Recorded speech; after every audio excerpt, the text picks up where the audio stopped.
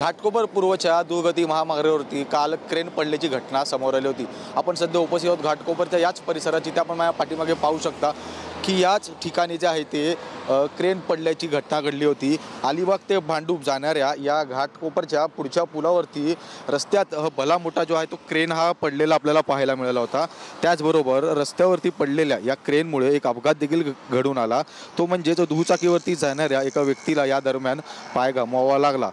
सध्या त्या व्यक्तीवरती सायन रुग्णालयामध्ये उपचार सुरू असल्याची माहिती मिळत आहे।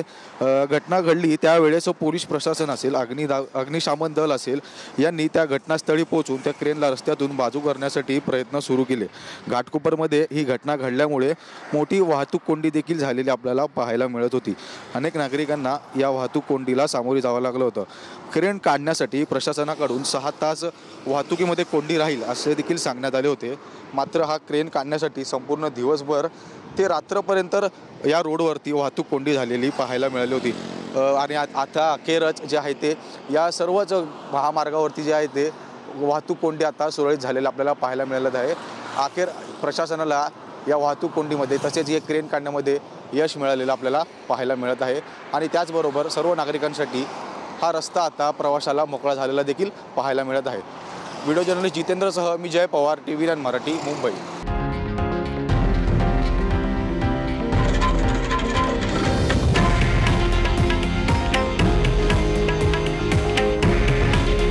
हे आहे देशातील नंबर 1 न्यूज नेटवर्क आणि आपण पाहत आहात TV9 मराठी।